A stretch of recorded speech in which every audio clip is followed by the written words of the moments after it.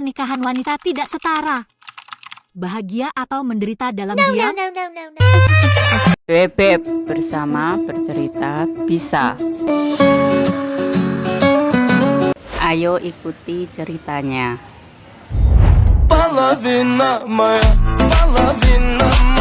Pernikahan wanita tidak setara, bahagia atau menderita dalam diam. Oleh Bebets. Wanita cantik sederhana dinikahi pria kaya, berakhir bahagia atau menderita. Wanita muda cantik, energi dan usia waktunya berumah tangga, secara umum selalu menginginkan pria tampan dan mapan. Siapa sih yang ada ingin hidup menderita? Beberapa wanita realistis menyebutkan tampan masih termaklumkan, penting mapan alias dompet tebal atau pria kaya. Seakan semua itu menjadi stereotip wanita dalam menentukan pasangan. Pertanyaannya adalah, pernikahan wanita tidak setara, bahagia atau menderita dalam diam? Cekidot. Balada pernikahan tidak setara. Ia seorang gadis cantik, suatu hari impiannya terwujud. Seorang pria kaya datang melamarnya. Sebut saja nama samarannya Lea. Anak pertama dari 4 bersaudara. Lea anak pertama. Ayahnya seorang pensiunan polisi asli Jawa dan mamanya keturunan Chinese yang tinggal di Indonesia sejak kakek buyutnya. Pernikahan orang tuanya bahagia hingga suatu hari badai menerjang dan orang tuanya memutuskan bercerai. Ayahnya seorang pensiunan polisi jujur, sehingga penghasilan tidak mencukupi untuk kebutuhan keluarga. Jatuh ketiban tangga.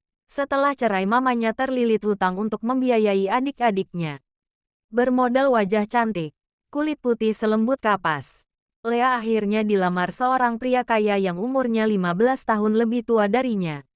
Lamaran diterima dengan syarat mengatasi semua masalah finansial keluarganya.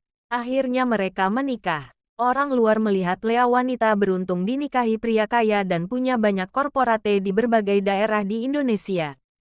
Meski kenyataannya berbeda, ia tidak ubahnya wanita sebagai tempat penitipan benih.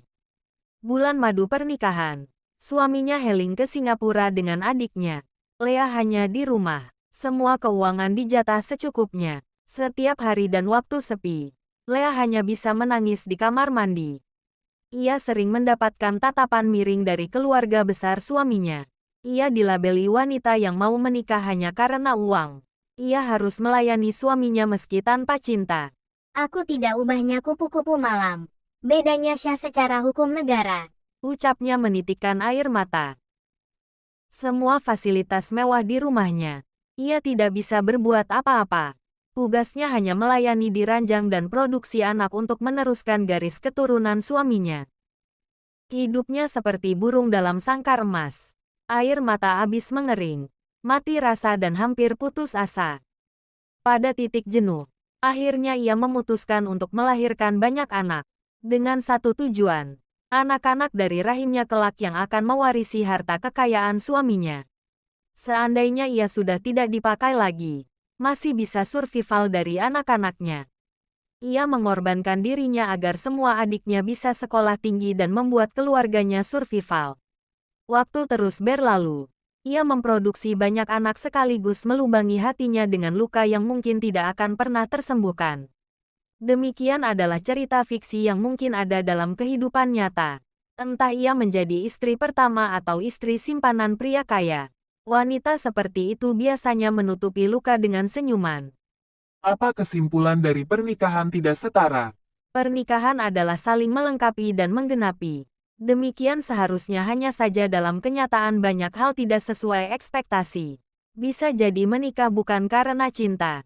Kendati demikian, jika bisa menerima dan menumbuhkan rasa keduanya, bukan tidak mungkin akan bahagia. Tersebab bagaimanapun juga manusia bisa berubah. Entah berubah lebih baik atau lebih buruk. Kedua pada akhirnya tidak bisa menemukan kebahagiaan. Seorang harus berani mengambil keputusan. Bisa berpisah untuk menjadi dirinya sendiri.